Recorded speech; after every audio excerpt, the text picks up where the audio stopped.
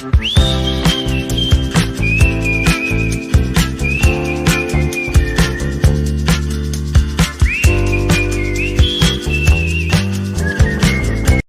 everyone, welcome to the Raising Rices podcast. I am joined today with my amazing friend Mary, and we are doing something a little different, which I'm really excited to introduce.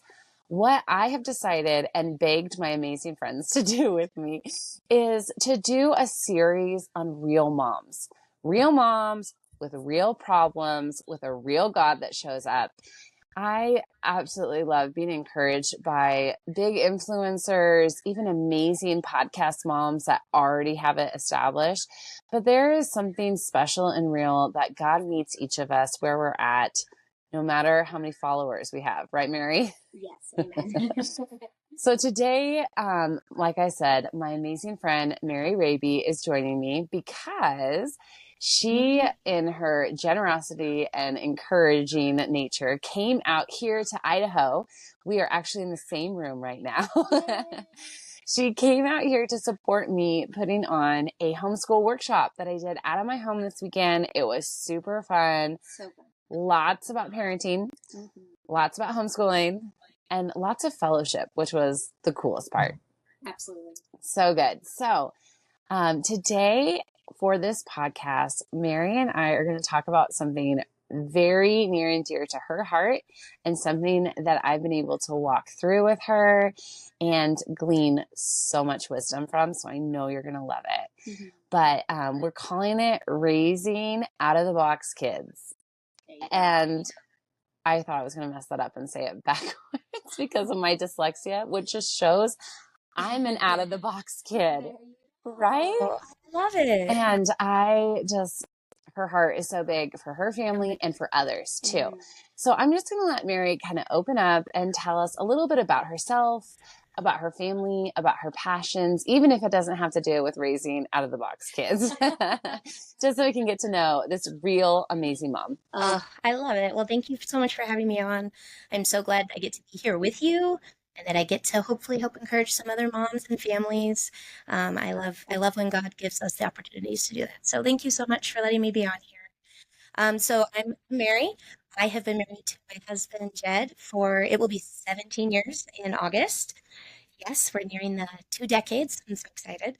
We have 3 kids. I have a 13-year-old son, an 11-year-old daughter, and then my youngest son will be 9 in April, so coming up pretty soon. And I homeschool all of them. I have homeschooled them from the start. I was actually homeschooled myself. I was an out-of-the-box kid. So the preschool that I had been enrolled in decided they did not want to try to work with me anymore. I can't even imagine. I mean, I can't even imagine. I was a challenging child, and so they kicked me out, or rather, my mom pulled me out before they could kick me out, and decided that she would just try to homeschool me herself, and that was a much better fit. I really thrived getting to be at home with my mom, and I had 3 little brothers. And so I knew from then on that was something that I wanted to do with my kids. So I'm really blessed to be able to, I'm literally living the dream. Like sometimes the dream looks a little different than we might think, and I'm sure we'll get into that, but this is literally my dream, and I am so thankful to God for letting me have the privilege and the opportunity. So yeah, that's me.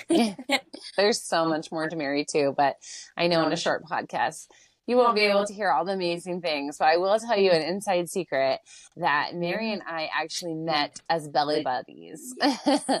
My oldest and her middle, we were in a birth class together, and I met her and I was like, we're going to be friends. She's just so encouraging, and thankfully it was really fun at this homeschool workshop. Mary was on our question and answer panel, and I was able to introduce her and kind of tell people that she was one of the first people I went to be like, okay, tell me about this homeschooling thing. Tell me what you're doing. And it was so encouraging. And I just echo again that I can't believe you got or someone tried to kick you out of a preschool because you're like the sweetest person I've ever met. Oh, thank you so much. Well, God can do a lot of cool redeeming work, and when he kind of takes things over, then some of those messy things that maybe make it hard for us to fit in and to work with the world, they can be used for really cool things. So it's all him. I love it. And I think that's what we're kind of really going to hone in on today Yeah. about. We really talk here on the Raising Rices podcast about convictions, about character qualities, and about challenges that arise. And a conviction, I think that both Mary and I have talked about in raising kids and being out of the box kids ourselves, is that God has created each one of us uniquely. There's not one cookie cutter kid out there that we all are trying to become, but rather we're trying to use the skills that unfortunately sin taints. We are trying to turn it for good, for God's glory. And I know you have a little catchphrase, Mary. I think you heard it somewhere or something. Tell me about that. So, something that is a little bit more of a recent resource that my husband and I have found is a ministry called Connected Families. And so that was something that has really encouraged us with our out of the box kids, and something that they had started teaching in they have a podcast, a book, they have some classes. And one of the big things that they teach is something called gifts gone awry. And basically, the premise of that is that with our kids, sometimes the things that are their biggest struggle, or maybe their biggest behavior challenge, or things that are just really hard for them, are actually something that would be a gift that God has given them that they could use to further his kingdom and to do really wonderful work. And because of our sin nature, it's a gift gone awry. So an example that they use is like maybe somebody that is really bossy. That is a gift gone awry. It's a gift of leadership that's gone awry. Or maybe a child that talks back.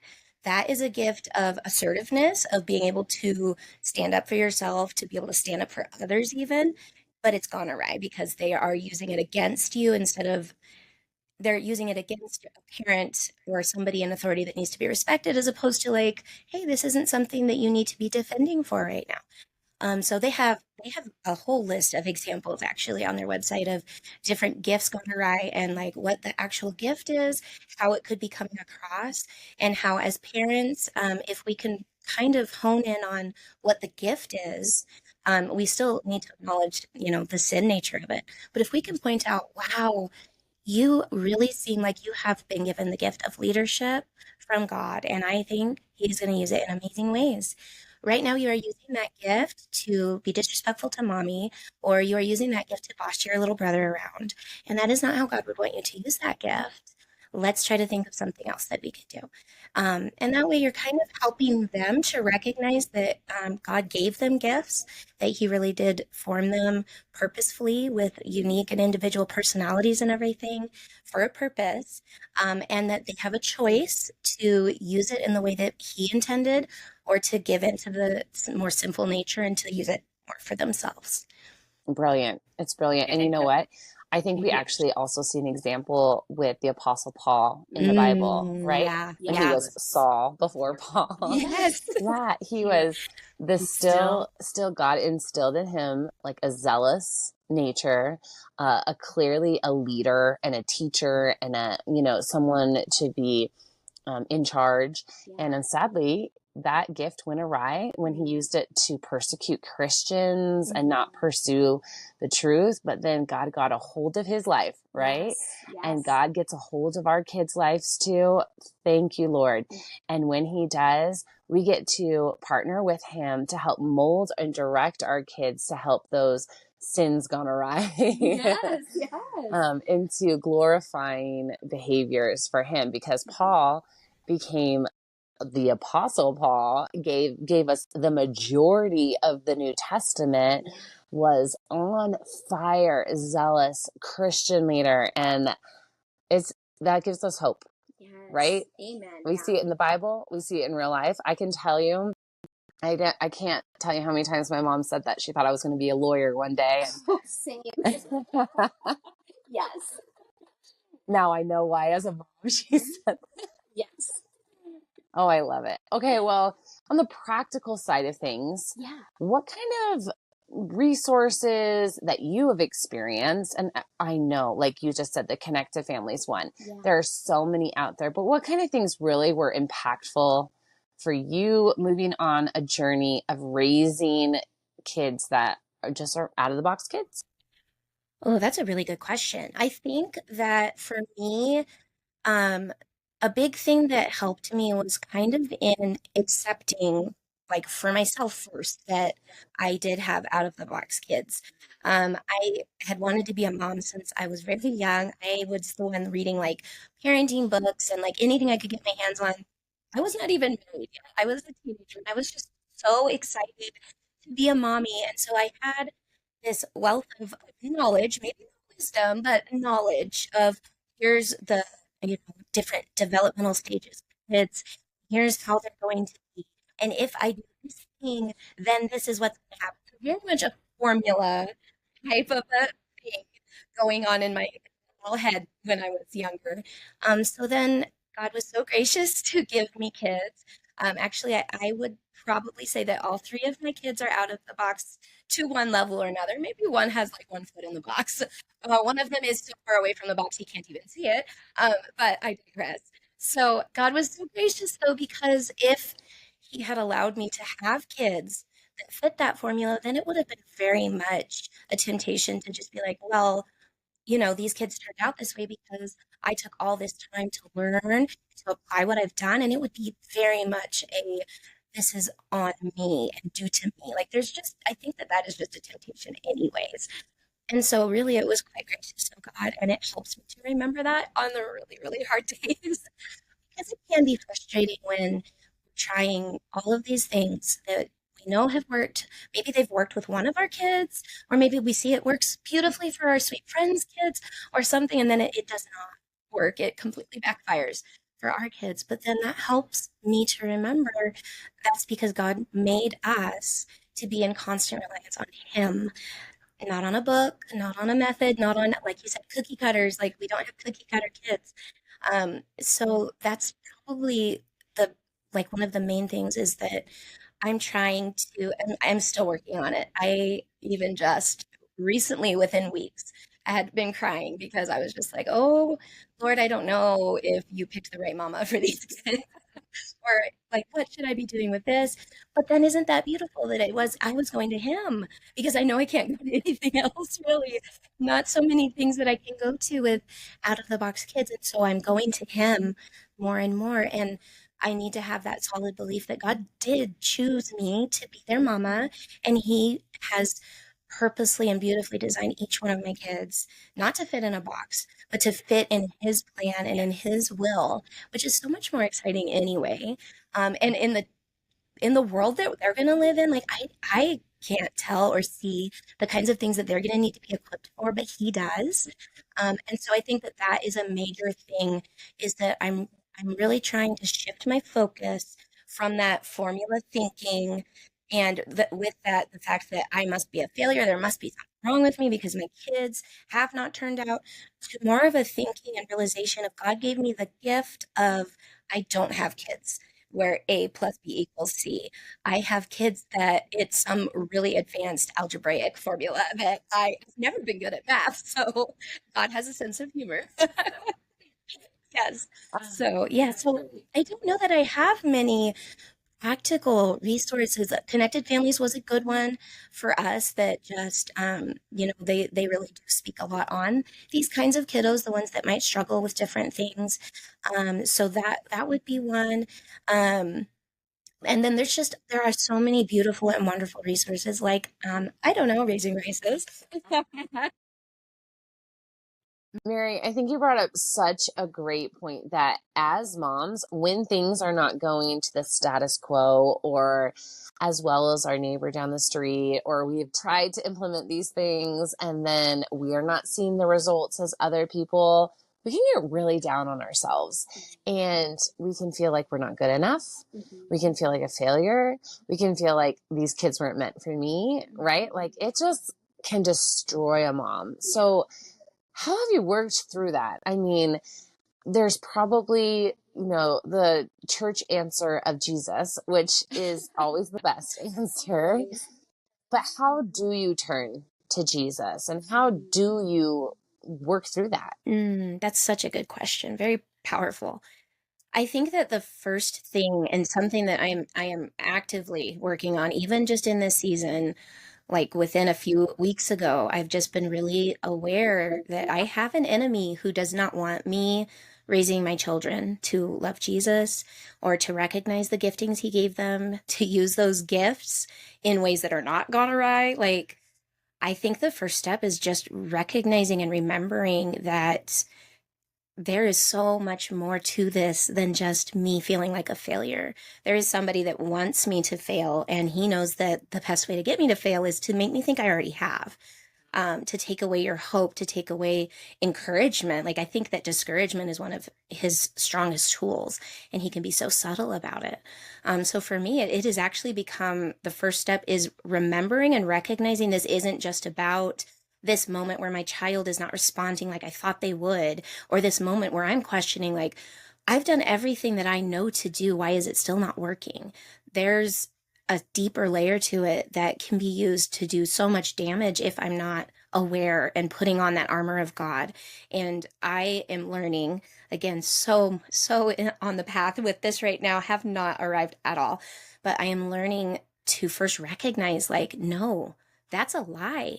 This is not something that God would be telling me. God's voice is not accusatory. God's voice does not lead to discouragement. It does not lead to me wanting to give up or questioning deep truths like the fact that he chose my children for me or that he loves me, even if I do mess up. And I do.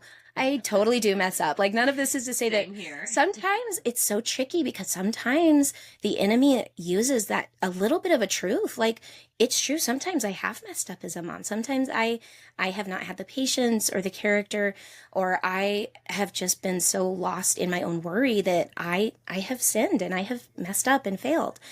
But you can just tell by the way that you feel. The discouragement piece is huge for me. If I'm feeling discouraged, that is not God. And I know for me now that has become a red flag. If I'm feeling discouraged, then I need to be tuning out the one voice and I need to immediately turn to God. And I just have begun envisioning myself almost like one of the little toddlers that we have that just reach their arms up for their daddy or their mommy and just, I just need help. Please help. I'm not exactly sure what I'm supposed to do right now, but I know I don't feel good. I feel discouraged. And having that picture in my head, I think that's actually something that the Lord has given me because sometimes I can get so bogged down still in that discouragement that all I can see, I don't think any words, I don't know how to pray. I just see that image of like a little toddler reaching up for her dad and saying, help.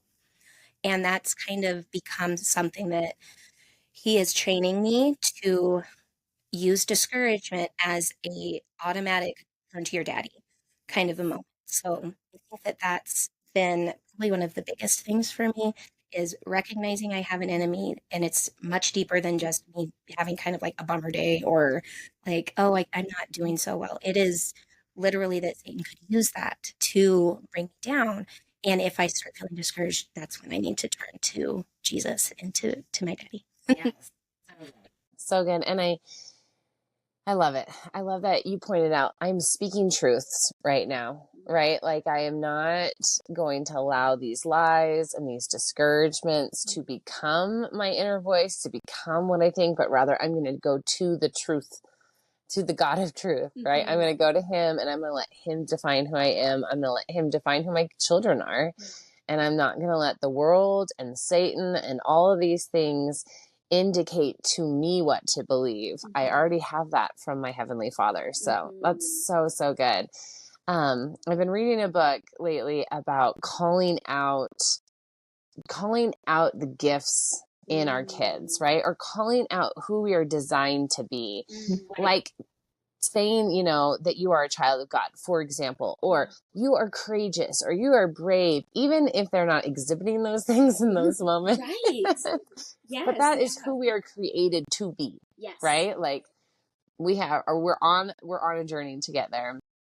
Have you found that with out of the box kids that they have a harder time knowing the truth about themselves? Oh, yes. Oh, yes. Trick question, right? Yes, no, I really do think that being an out of the box kid, it can be really hard because I think that even from a young age, they can kind of look around and they can recognize that they are different.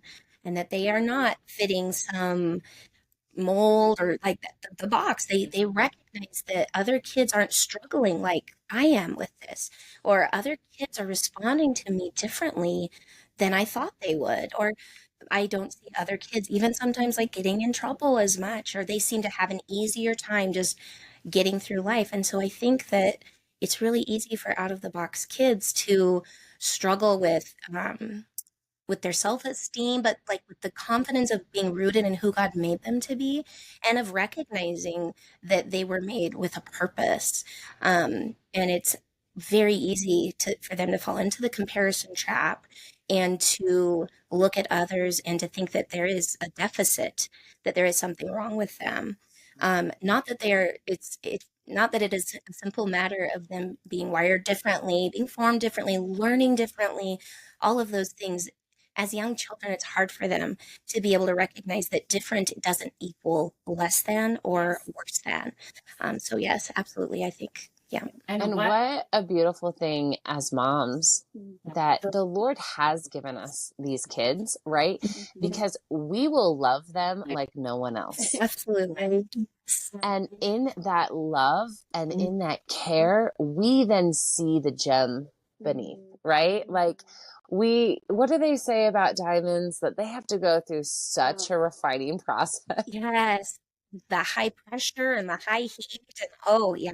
Yeah. And we see the potential, even on hard days, right? Like even in that argumentative, defiant, bossy, like all those gifts gone awry, in those moments, we see what could, through the sanctification and transformation of Jesus, and with our diligent prayer and hard work, we see what can happen. And I think that's wonderful. When we were talking, and my experience, I know is a little different than yours. I grew up in public school, and being an out of the box kid for having dyslexia was difficult at that time because the resources that they have today weren't necessarily in place back then. And I could feel I could feel like I'm different. I could feel like I'm behind, and it definitely set me back. Like and writing was the biggest struggle for myself. And I don't think I even finished a chapter book until I was in college. But I went on to become a teacher, and now I have 7 children. Like the Lord can and does use all of us for his glory. Praise the Lord. But I think a cautionary thing, and you can speak onto this a little bit more, maybe if you'd like, just because you homeschool an out of the box kid doesn't mean that they are going to go without those feelings. You're not solving the problem. You are aiding the benefit. You're aiding in the success. You're not solving the problem. Am I saying that right? How would you say? Yes. No, I think that is really well said, that homeschooling your out of the box kid does not mean that they won't find something to compare to. We still are in the world, even if we are trying really hard not to do things like the world. And our kids will still see things. My kids, even though they're homeschooled, they have definitely had struggles, some more than others, with just recognizing like other kids or even other siblings, like even within our own family, there's differing levels of struggle and different types of learning, different strengths, different weaknesses. And sometimes within our families, I think the weaknesses might be more acceptable than other weaknesses. Of course, sin is sin to God. But sometimes in families, there are some things that might rub your family members the wrong way, like way more of a reaction. And so our kids have that to deal with, or extended family, other homeschool families. And so it's still something that they do have to deal with. I do think that homeschool has been a beautiful tool for our family because it has enabled us to at least lessen the frequency that our kids are faced with. You're not like these other kids. And I am trying to help my children understand that, again, that being different is not bad. In some ways, it's really good.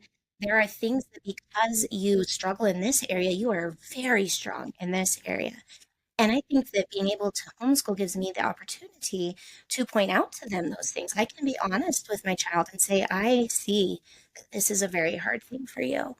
And I have learned that because you struggle with this, you have a gift in this area that others do not.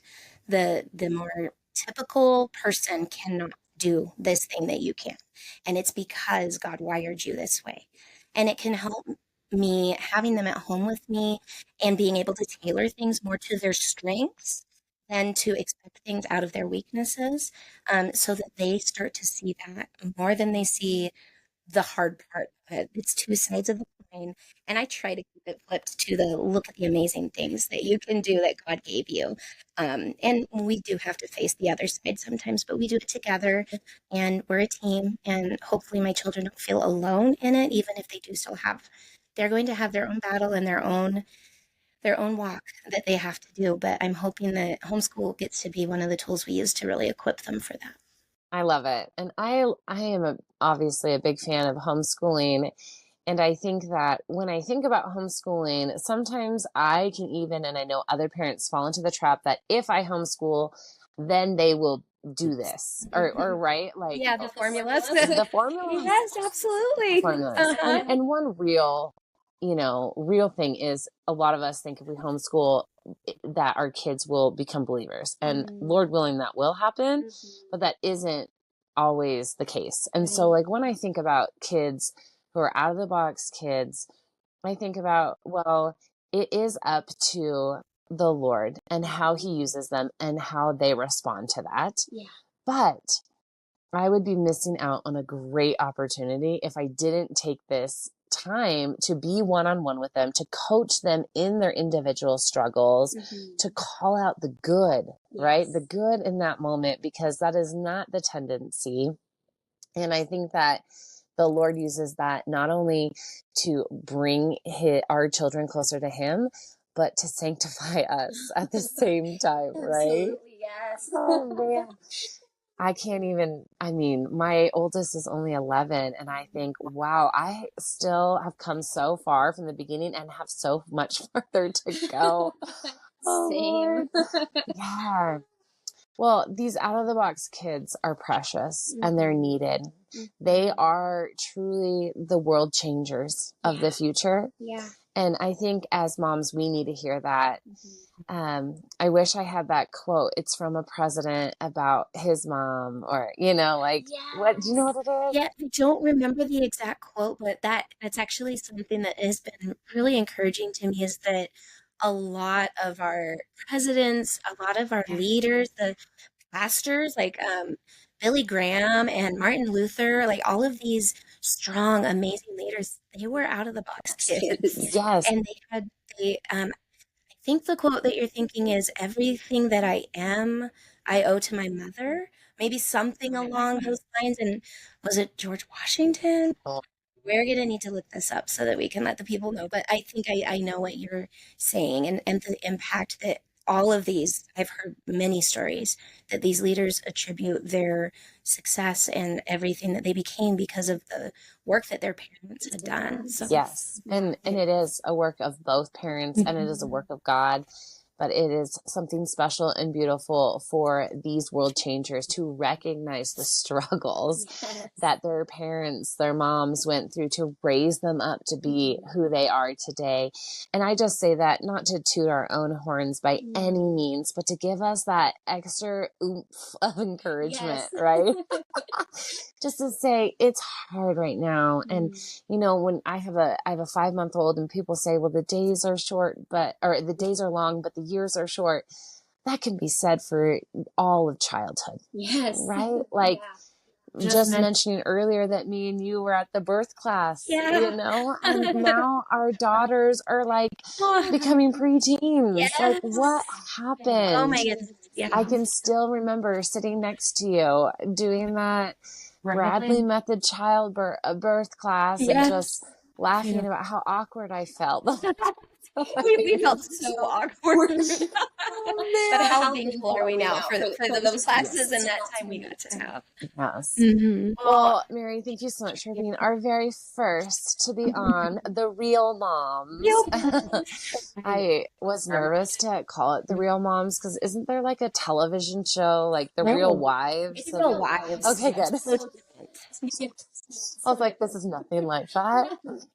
But it is a treasure and it is a blessing to hear from moms in the trenches, to hear from moms that have gone before us, and to hear how God works through each of us, no matter how many followers we have. Yes, absolutely. Awesome. Well, thank you, Mary. And you guys, make sure to like and subscribe if you get a chance. It really helps that crazy algorithm. And we just want to get this message out to people to be an encouragement to parents. This time in life can feel lonely. It can feel without hope.